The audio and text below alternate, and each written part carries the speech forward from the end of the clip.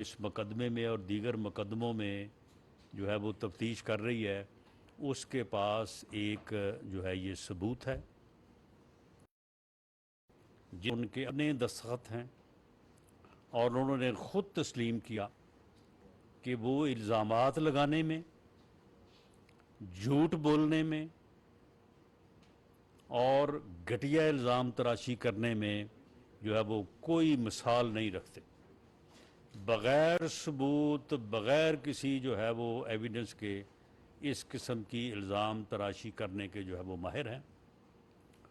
और यही वो इल्ज़ाम तराशी है जब उन्होंने फ़ौज के आला अफसरों के नाम लेके अपने कत्ल की साजिश करने से मुतल्लक नौजवान नस्ल को गुमराह किया।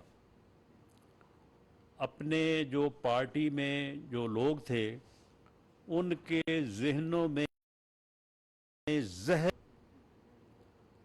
और ये बाकायदा जहन साजी की, ये जहन साजी जो है ये 2014 से बिलअमूम, उसके बाद पिछले 4 साल बिलखसूस जब वो जो है वो इक़्तिदार में थे, जब सियालकोट के जो डार साहब हैं, उस्मान डार साहब, जब वो कहा करते थे कि 10 लाख नौजवानों की हम एक फ़ौज तैयार कर रहे हैं। ये वो बयानात हैं जो आज बड़े रेलेवेंट हैं। ये एक टाइगर फोर्स 10 लाख नौजवानों की तैयार कर रहे थे और इसका मकसद वही था जो 9 मई को इन्होंने हासिल करने की कोशिश की। बेदरेग जो है वो पैसा, सरकारी पैसा खर्च किया गया, सरकारी वसाइल का बेदरेग इस्तेमाल किया गया।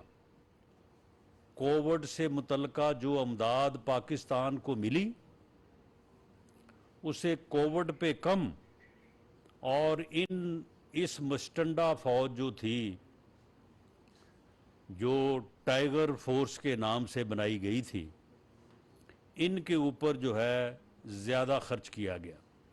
ये गाली गलोच, सोशल मीडिया और टाइगर फोर्स के नाम पे जो लिस्टें बनाई गईं, इनको बाकायदा सरकारी खातों से अरब हार रुपया जो है वो इनमें तकसीम किया गया। इनको लोन भी दिलाए गए और इस तरह से जो है इन लोगों को जो है वो इकट्ठा किया गया। ये सारी तहकीकात जो हैं ये हो रही हैं और इस सिलसिले में भी जो है वो काफ़ी हैरान कुन किस्म के अदादो शुमार वाले दिनों में आपके सामने आएंगे कि इमरान खान नियाज़ी इस मुल्क में बाकायदा तौर पे सरकशी और बगावत की तैयारी कर रहा था। ये इस मुल्क में इस फोर्स के ज़रिए से जिसको ये मुनज़्ज़म कर रहा था, मुल्क पे कब्ज़ा करने और मुल्क पे जो है वो इस तरह से काबिज़ हो के अपना जो है वो घटिया एजेंडा जो है उसको नाफज करने की कोशिश कर रहा था। और ये मैं समझता हूँ कि इस मुल्क और आवाम की खुशबख्ती है कि 9 मई को इसने अपने इस एजेंडे पे अमल दरामद के लिए ऑपरेशन और जो है वो अपनी गिरफ्तारी को एक रेड लाइन के ज़रिए से जो है वो सामने रखा और ये कहा कि जब मुझे गिरफ़्तार किया जाएगा तो उसके बाद ये बाकायदा 1 साल से इस बात की तैयारी, ये गुलेल फोर्स, ये पेट्रोल बम्प्स और ये सारी चीज़ें जो हैं ये बाकायदा मुनज़्ज़म तौर पे ये तय था कि कौन क्या करेगा, किसकी और किस तरफ जाना है और किस शहर में किस जगह पे जाके जो है वो इन्होंने हमलावर होना है। तो ये सारी चीज़ें जो हैं ये तय थीं और उसके मुताबिक इन्होंने 9 मई को जो है वो पाकिस्तान के ऊपर कब्ज़ा करने पाकिस्तान की दिफाई कुव्वत फ़ौज पाकिस्तान को तकसीम करने, उनकी तनसीबात पे हमला करने और शुहदा जो कि दिफा का और पाकिस्तान की सालमियत का काबिल फ़ख्र असासा हैं, उनकी यादगारों को बेहुरमत करने, उनके मुजस्समों की तोड़ फोड़ करने, उनको जलाने की जो है ये जसारत की। और इसके ऊपर ये ख्याल था कि शायद अवामी रद्द अमल जो है वो उनके हक़ में होगा, लेकिन वो रद्द अमल जो है उन्हें जो है वो बिल्कुल सरप्राइज़ मिला। वो रद्द अमल जो है वो बरक्स हुआ और आवाम जो है वो अपने शुहदा के साथ, अपने शुहदा की फैमिली के साथ, अपनी मल्ला अफवाज के साथ और हुब्बुल वतन कुव्वतों के साथ जो है वो आवाम खड़े हो गए। और उसके नतीजे में जो है ये शरपसंद और मुर्तकब जो ये चंद सौ लोग हैं, इनके ख़िलाफ़ जो है वो अब कानून पूरी तरह से हरकत में है। और इस सिलसिले में जो JITs जो है वो बनी हैं और इसी तरह से जो इन्वेस्टिगेशंस उन एरियाज़ की जिनमें दिफाई तनसीबात और आर्मी के प्रोहिबिटेड एरियाज़ शामिल हैं, उन एरियाज़ में भी जो है ये सारा इन्वेस्टिगेशन का अमल जो है वो जारी है। और इसमें इंशाअल्लाह ताला जो है वो बड़ी मुस्बत से मुराद ये कि जो है वो यानी एम्पल यानी बड़ी डिटेल में जाके शहादत एविडेंस जो है वो अवेलेबल है, जो इन मुल्ज़मों का जुर्म वो नाता जो है वो जोड़ रही हैं। ऑडियो एविडेंस है, वीडियो एविडेंस है, लोगों के इकबाली बयान हैं। तो इसमें जो है वो इंशाअल्लाह जल्द पेशरफ्त होगी और ये लोग जो हैं ये इंसाफ के कटहरे में लाए जाएंगे और ये अपने अंजाम को जो है ये पहुँचेंगे। मैं अस्करी क़यादत और हुकूमत की तरफ से इस बात को दोबारा जो है दोहराना चाहता हूँ कि जो लोग इस घिनौने जुर्म में मुलव्वस हैं, भले वो गुमराही का शिकार हुए, वो इम्र के बुग़्ज़ और मुल्क दुश्मन प्रोपेगंडे का शिकार हुए, भले वो जो है वो दीदा दानिस्ता तौर पे इस जुर्म का जो है वो हिस्सा बने, हर दो सूरतों में सज़ा में फ़र्क हो सकता है, लेकिन वो इस अमल से वो ज़रूर गुज़रेंगे और उनके ख़िलाफ़ जो है वो कानून अपना रास्ता लेगा। किसी भी बेगुनाह को तन तन जो है वो इसमें जो है वो मुलव्वस नहीं किया जाएगा। इस सिलसिले में जो जो प्रोपेगंडे इन्होंने अब तक करने की जो है वो कोशिश की है, पूरी दुनिया में पाकिस्तान के ख़िलाफ़ इंसानी हकूक़ की वायलेंस और के ख़िलाफ़ जो है प्रोपेगंडा इन्होंने किया है, किया जा रहा है, जिसके ख़िलाफ़ हमारी जो है वो अब्रॉड में जो हमारी कम्युनिटी पाकिस्तान के मुहिब्बे वतन शहरी जो मौजूद हैं, उन्होंने भी वो भी अब उठ खड़े हुए हैं और वो आगे से जवाब जो है वो दे रहे हैं। ये हज़ारों डॉलर जो हैं वो इस प्रोपेगंडे के ख़िलाफ़, पाकिस्तान के ख़िलाफ़ जो प्रोपेगंडा किया जा रहा है उसके ख़िलाफ़ जो है ये ख़र्च किए जा रहे हैं। उसमें PTI के लोग पेश हैं, इसमें इज़राइल और हमारे जो दुश्मन हमसाया मुल्क हैं उनके ताने बाने और शाखसाने भी जो है वो मिल रहे हैं। वो लोग भी इनको किसी न किसी अंदाज से जो है वो सपोर्ट कर रहे हैं, लेकिन इंशाअल्लाह ताला ये वहाँ पे भी जो है नाकाम होंगे। इसी तरह से इन्होंने मुल्क के अंदर एक प्रोपेगेंडा शुरू किया कि जी पहले तो इन्होंने एक मंसूबाबंदी की थी कि ये इस किस्म का कोई एक्ट जो है वो ड्रामाटाइज करेंगे और उसके ऊपर फिर अपने प्रोपेगेंडा वो बने रखेंगे। लेकिन वो बर वक्त जो है वो हमारी एजेंसी ने वो गुफ्तगू जो है वो इंटरसेप्ट की, जिसको हमने प्रीएम्प्ट किया, तो फिर वो तो ना कर सके। लेकिन फिर इन्होंने ये प्रोपेगेंडा किया कि जी जेलों में खुदा न खास्ता जो है वो हमारी ख़वातीन को जो है वो ज़्यादती का या बदसलूकी का जो बनाया गया। मैं ये बात पहले भी कर चुका हूँ कि उनके ऊपर इल्ज़ाम या उनका जुर्म जो है वो अपनी जगह पे, वो कानून के मुताबिक जो है वो उसके ऊपर प्रोसीड किया जाएगा। लेकिन इसके अलावा जो है वो हमारी बहनें हैं, हमारी बेटी, उन साथ किसी किस्म का गैर जो है वो ऐसा सलूक गैर कानूनी जो है वो सवाल ही पैदा नहीं होता। उनके इज़्ज़त, उनके एहतराम में कोई कमी नहीं आएगी, मासवाए इसके कि जो कानून के मुताबिक बनता है उसके मुताबिक जो है वो प्रोसीड किया जाएगा। जो है इमरान खान न्याजी ने और उसकी पार्टी ने किया, लेकिन उस प्रोपेगेंडे को ख़ुद उन ख़वातीन ने ही जो है वो अपने बयान से जो है वो गलत साबित किया।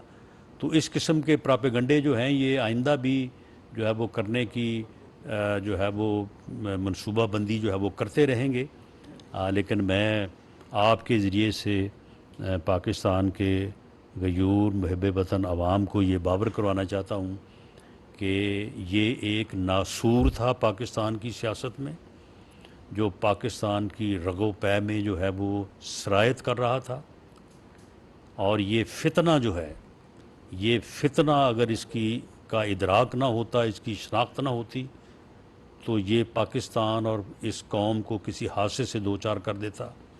इस फितने ने 9 मई को अपने अमल के ज़रिए से ख़ुद ही कौम को जो है वो अपनी शनाख्त करवाई, और कौम ने वो शनाख्त जो है वो बहुत ही मुस्बत बेहतर अंदाज से की, और उसमें कोई शक शुबा जो है वो नहीं रहा।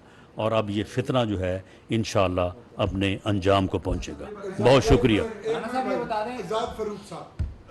साहब, बिलाशुबा पूरा पाकिस्तान जो है 9 मई के जो पुरतशद्दुद वाक़यात हो रहे हैं उसकी मजम्मत कर रहा है। जिस तरह आपने भी कहा कि हमने इंटरसेप्ट कर ली थी उनकी प्लानिंग, आई पंजाब ने भी प्रेस कॉन्फ्रेंस की, उन्होंने भी कहा कि हमने 8 तारीख को इंटरसेप्ट कर ली थी चीज़ें सारी। सर अगर इंटरसेप्ट हो गई थी ये सारी चीज़ें चल गया, तो प्रिकॉशनरी मेजर्स क्यों नहीं लिए गए इस हवाले से?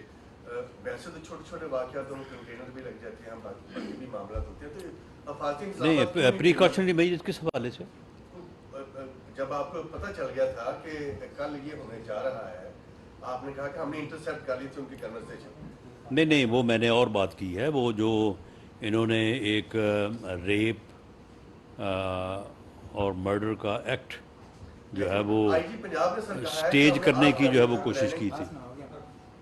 जी 8 तारीख को जो ये प्लानिंग थी, आईजी पंजाब की प्रेस कॉन्फ्रेंस है कि हमें पता चल गया था कि ये कल ये करने जा रहे हैं, तो फिर सर नहीं, वो 8 तारीख की जो बात है ना, 8 तारीख की बात क्या है, ये तो आपने पिछले मेरा ख्याल है कि 5-6 माह से इन्होंने जो ये नारा चलाया था कि इमरान खान हमारी रेड लाइन है, इमरान खान को गिरफ़्तार किया जाएगा तो आवाम बाहर निकलेंगे, और जो है वो आज़ादी हमने छीन के लेनी है। ये कौम 75 साल से आज़ाद है, तो इन्होंने आज़ादी अब छीननी थी, पता नहीं किस से छीननी थी। तो ये चीज़ें तो जो है वो चल रही थी। लेकिन मामला ये है कि जिस दिन इनकी गिरफ़्तारी जो है वो अमल में आई है, तो उसके बाद ये मालूम था कि ये एहतजाज करेंगे, लेकिन उस एहतजाज के एक ही सिमत रुख और वहाँ पे जाके सियासी एहतजाज की बजाय एक पुरतशद्दद यानी हमला, ये तो नहीं था, हमलावर हुए ना फ़ौज के ऊपर, फ़ौजी तनसीबात के ऊपर, उनके घरों के ऊपर, शुहदा की यादगारों के ऊपर। तो शायद एहतजाज की हद तक तो इन्फॉर्मेशन थी, लेकिन ये दूसरा एक्ट जो है इसके मतलब जो है वो थोड़ी क्लैरिटी जो है वो शायद इस तरह से नहीं थी। और फिर दूसरा ये है कि इसमें जो बार बार ये बात की जाती है कि जी ये क्यों नहीं किया, ऐसे क्यों नहीं किया। देखें, पुलिस को एक जनरल इंस्ट्रक्शन थी कि वो फायर आर्म जो है वो इस्तेमाल नहीं करेंगे, और फायर आर्म के बग़ैर सिर्फ डंडे सोटे से या स्टिक से जो है शायद उस सूरत हाल को कंट्रोल नहीं किया जा सकता था। लेकिन कोशिश जो है वो पुलिस ने की। पुलिस के लोग जो है वो ज़ख्मी हुए। लाहौर की आप बात लें, लाहौर में जो डीआईजी ऑपरेशन है अली रिजवी, तो उसकी जो है वो अल्लाह उसको सेहत दे, उसकी जो है वो आँख तक जो है वो जो है वो डैमेज हुई है। तो बहरहाल पुलिस ने भरपूर कोशिश की। साहब आप तक से अच्छा सर, चेयरमैन नादरा ने इस्तीफा देने का फैसला किया है। 2013 में भी मुस्लिम लीग के साथ चेयरमैन नादरा की नहीं बनी और इसको लाने वाला जो है वो चेयरमैन पीटीआई है, क्या वजह है? देखें, चेयरमैन नादरा जो है वो गवर्नमेंट के कॉन्फिडेंस के ऊपर जो है वो उन्होंने अपनी ज़िम्मेदारी सर अंजाम देनी होती है। जो मेरी इन्फॉर्मेशन है, उन्हें कोई बेहतर मौक़े जो हैं वो मैसर हैं काम करने के लिए। तो उन्होंने इस सिलसिले में वज़ीर आज़म से जो है वो टाइम मांगा है। तो इस सिलसिले में कोई अदरवाइज़ कोई ऐसी फीलिंग या कोई बात नहीं है। आदम फरौली साहब दुनिया से 1 महीना पहले एफआईए की जानब से चेयरमैन नादरा को नोटिस भी दिया गया है करप्शन स्कैंडल में।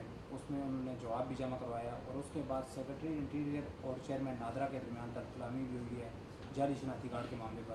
तो उस मामले पर तो उन पर दबाव तो नहीं है कि इस्तीफा लेने का? या नहीं, बिल्कुल उनके ऊपर कोई दबाव नहीं है, और सेक्रेटरी इंटीरियर और उनकी कोई आपस में तलब कलामी नहीं हुई, और ना ही कोई बात ऐसी जो है वो मेरे नोटिस में है। बाकी ये बात ज़रूर है कि एक प्रोक्योरमेंट थी, उस प्रोक्योरमेंट के ऊपर जो प्रेमा फशाई इंक्वायरी हुई थी, तो उसमें को थोड़ा ये था कि उसमें कोई जो है वो कुछ फॉर्मेलिटीज़ को जो है वो पूरा नहीं किया गया था। तो उस सिलसिले में वो प्रेमा फशाई जो है वो एक इंक्वायरी का अमल जो है वो किया गया था। तो उसमें ऐसा सच कोई सीरियस बात नहीं थी।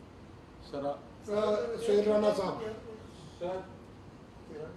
जी। चेयरमैन नादरा के हवाले से तारिक मलिक साहब विद इन सेकंड टाइम उनको उनसे इस्तीफा लिया गया या उन्होंने खुद दिया है। इनके खिलाफ काफ़ी करप्शन के केसेस भी हैं 175 बिलियन रुपीस के। तो उसके अगर ये इस्तीफा दे के कनाडा फिर चले जाएं, क्या उस पर भी इनके खिलाफ कोई इंक्वायरी होगी? नंबर 2, आप माशाल्लाह सरदार हैं राजपूतों के, ये बड़ा अच्छा किया आपने क्लियर किया है कि किसी बहन बेटी के खिलाफ कोई ऐसी ज्यादती नहीं की जाएगी। अगर कानून के दायरे में रहते हुए जो भी उनसे इन्वेस्टिगेशन होगी वो की जाएगी। लेकिन इमरान खान जो फितना है, इसने पार्लियामेंट पर भी हमला किया था 2014 में। उस वक्त अगर इसको इसके एक्ट को रिएक्ट उस वक्त किया जाता तो ये हमला ना होता। इस बारे में मैं इस बात से बिल्कुल मुतफिक हूँ कि अगर उस वक्त जिस तरह से उन्होंने पार्लियामेंट की तौहीन की और वज़ीर आज़म हाउस की तौहीन की, अगर उस वक्त रिएक्ट किया जाता तो शायद 9 मई का वाक़या जो है वो ना होता। बहरहाल उस वक्त क्यों नहीं किया गया, क्यों नहीं हो सका, ये अब हिस्ट्री है, तारीख़ का हिस्सा है। और बाकी जो आपने दूसरी बात की है चेयरमैन नादरा की, देखें इल्ज़ाम तो यहाँ पे आपके इल्म में ही है कि हर किसी पे और बस बात जो है वो लोग कर देते हैं। लेकिन अगर कोई चीज़ साबित होगी तो ज़रूर कानून के मुताबिक कार्रवाई होगी। लेकिन किसी चीज़ के साबित हुए बगैर जो है वो सिर्फ बयानबाजी की या बयान की हद तक तो जो है वो किसी के ख़िलाफ़ कोई कार्रवाई नहीं होगी। सनाउल्लाह साहब जी राना साहब 2 सवाल हैं। एक तो इमरान खान साहब का भी ट्वीट आया 10 मिनट पहले, जिसमें आज उन्होंने फिर इल्ज़ाम लगाया है कि फैसल नसीर, राना सलाम और ट्राइब जिम्मेदार हैं मेरे पर हमला कराने के और मेरी कत्ल और कहता है मैं सबूत दे के गया। तो इस पर कमेंट्स करते हैं। दूसरा चेयरमैन नादरा के हवाले से करप्शन के केसेस तो पता नहीं, लेकिन आपको भी पता है क्या इशू है कि दिसंबर में लास्ट एक डेटा लीक हुआ था आर्मी चीफ की और उनकी फैमिली का, उस पर इंक्वायरी भी हुई थी जिसमें 8 लोग टर्मिनेट भी हुए। तो असल वही वजह है क्योंकि उसमें काफ़ी चीज़ें बाद में 2-3 इंक्वायरी हुई है, उसके वही इशू है, उनको उससे रिजाइन लिया जा रहा है या कोई और इशू? नहीं, आर्मी चीफ का जो डेटा लीक हुआ था उसमें जो लोग मुलव्वस पाए गए उनके ख़िलाफ़ जो है वो कानून के मुताबिक कार्रवाई जो है वो हो चुकी है। इसमें चेयरमैन का कोई पर्सनल अमल दखल जो है वो नहीं था। जहाँ तक आपने इमरान खान साहब की बात की है कि उन्होंने आज दोबारा ट्वीट किया है, नहीं तो मामला ये है कि अभी कल तो वो सारा कुछ ये बयान दे के गए हैं, इसीलिए मैंने आज ये बात आपके सामने जो है वो रखी है कि कल वो कह के गए हैं कि मेरे पास कोई सबूत नहीं है, आज फिर वो कह रहे हैं कि मेरे पास सबूत हैं। तो अगर उनके पास सबूत थे या हैं तो कल फिर देखे जाते वो सबूत। और अब अगर उन्होंने कल सबूत नहीं दिए, जेआईटी को सबूत फराहम नहीं किए, तो ये ट्वीट करने के साथ साथ वो सबूत भी पेश कर दें। तो ये उनका झूठ बोलना और जैसे कहते हैं ना कि झपटना पलटना, पलट कर फिर झपटना, झूठ बोलना फिर उससे पीछे हटना, फिर झूठ बोलना, फिर पीछे हटना और फिर झूठ बोलना, ये जो है ये इमरान खान का तरीक़ाकार है और ये इंतहाई झूठा और मक्कार आदमी है। और ये इस बात से जो है वो बाज तो नहीं आ सकता, लेकिन अब ये एक्सपोज हो चुका है। अब कौम आवाम इसके ऊपर एतबार नहीं करेंगे।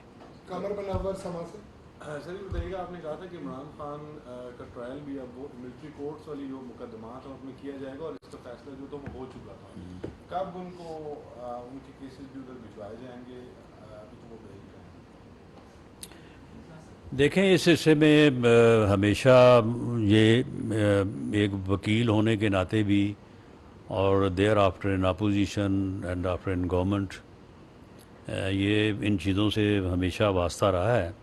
लेकिन मैंने ये देखा है कि मिलिट्री हुकाम का इन्वेस्टिगेशन का और मामलात को एवेल्यू करने, वेरीफाई करने का तरीक़ाकार जो है वो शायद बहुत ज़्यादा जो है वो बारीक बीनी के ऊपर जो है वो मुश्तमिल है या मुख्तस है। तो वो बहुत जो है वो मैनूटली डिटेल के साथ जो है वो इन चीज़ों को देख रहे हैं और उसमें ये हो नहीं सकता कि इसका जितना बड़ा अमल दखल है इस मामले में, he is architect of all these things, इसने डिज़ाइन किया ये सारा मंसूबा, तो ये बच नहीं सकेगा। लेकिन बहरहाल इसमें टाइम तो वो ज़रूर लेंगे और उसके बाद जो है वो ये अपना जो है वो फर्दर ट्रायल जो है वो प्रोसीड करेंगे। जोलकर मैन साहब एयरवाइज राना साहब 9 मई के बाद मुकदमा बहुत ज़्यादा हुआ और तमाम इमरान खान नामजद किए गए हैं। अब जो मिलिट्री कोर्ट में केस जाएगा वो लाहौर कोर्ट कमांडर हाउस में उनका नाम रखा जाएगा, GHQ में रखा गया, केस कौन सा जाएगा या सारे केस क्लब पे जाएंगे?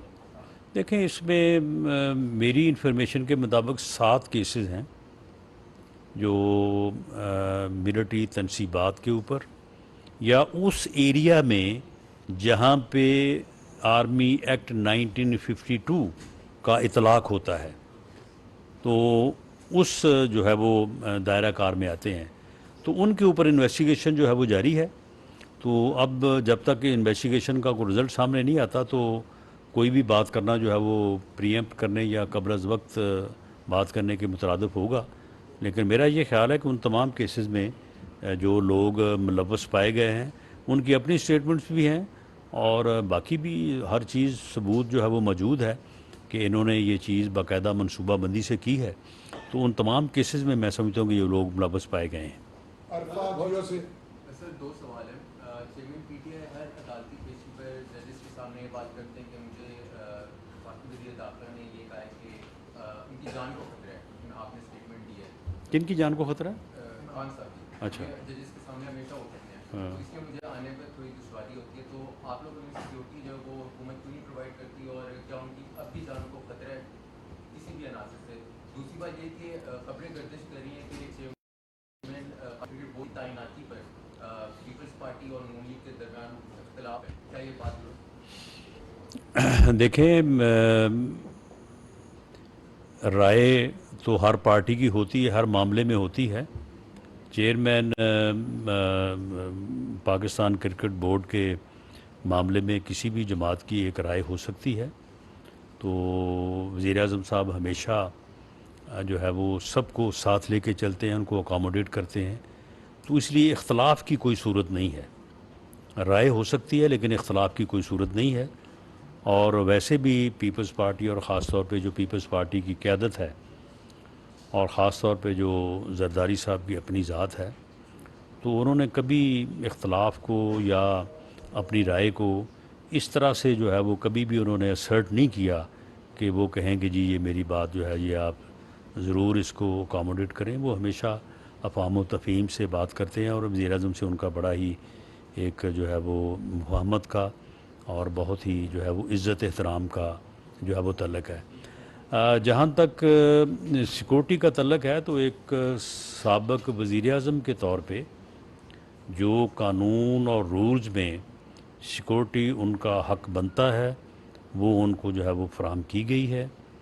बाकी जहाँ तक ख़तरे की बात है तो ठीक है, एक पार्टी के सरबराह होने के नाते और जिस किस्म के तनाज़ात में वो मुलव्वस हैं तो एक्सपेक्टेशन तो ऐसी हो सकती है और उस साबिक़ जो उनकी सिक्योरिटी का जो है वो खातर खा इंतज़ाम किया गया है।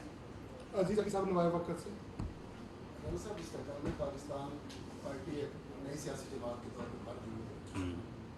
आपकी पार्टी की तरफ से ये भी एक नुकता दिया गया कि हमारा पॉलिटिकल और इंतखाबी इत्तेहाद भी हो सकता है। इस हवाले से क्या नेगोशिएशन आपकी अब तक इस मकाम में पाकिस्तान पार्टी की जो लीडरशिप के साथ किस तरह की हुई? देखें, इसमें अभी तक PMLN ने किसी भी जमात के साथ इंतखाबी इत्तेहाद करने से मुतल्लिक़ ना तो कोई फ़ैसला किया है और मेरी ज़ाती राय में PMLN को ख़ास तौर पे मैं पंजाब के प्रेसिडेंट होने के हवाले पंजाब की बात करूँगा कि हमें इंतखाबी इत्तेहाद की जो है वो ज़रूरत नहीं है, ना वो हमारे सियासी मफाद में है।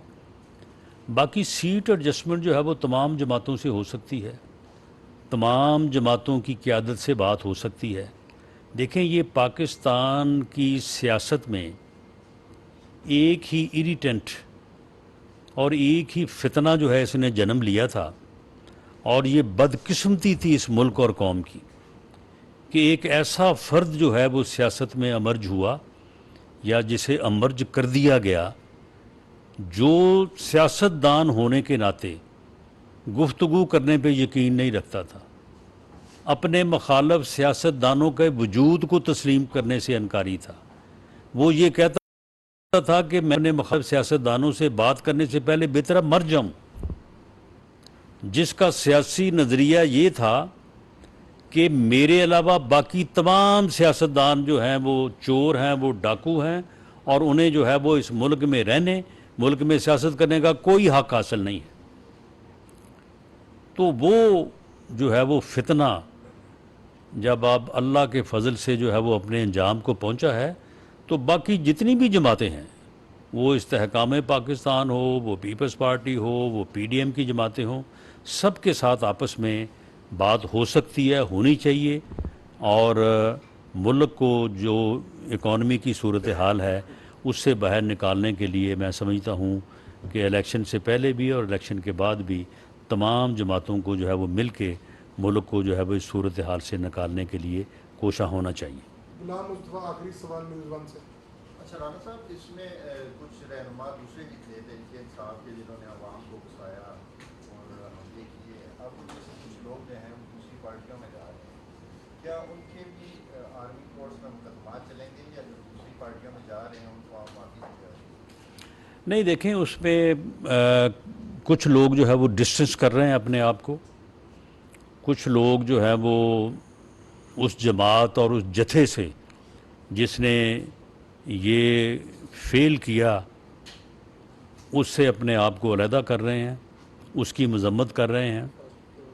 और जो लोग इमरान खान के जथे में या इस मुल्क दुश्मन डिज़ाइन में शामिल थे, उनमें भी फ़र्क है। कुछ लोग तो बड़े होल हार्टेडली शामिल थे और जिन्होंने बड़ा एक्टिव रोल अदा किया। कुछ लोग जो थे वो नीम द्रू थे, एक पाँव आगे एक पाँव पीछे, और कुछ लोग जो थे उन्होंने एक सेफ़ डिस्टेंस जो है वो रखा। मैं समझता हूँ कि ये इन दो कैटेगरीज़ के लोग जो हैं उनके लिए तो माफ़ी तलाफ़ी और अपने किए पे नदामत या शर्मिंदगी और अपने आप को इस अमल से अलहदा करने पर उनके लिए तो जो है वो कोई रू रायत हो सकती है, होनी चाहिए। लेकिन जो लोग जो है वो बराह रास्त मुलव्वस हैं उनके लिए मेरे ख़्याल में कोई ना गुंजाइश होनी चाहिए, ना हो सकती है और ना होगी इंशाअल्लाह। Thank you very much.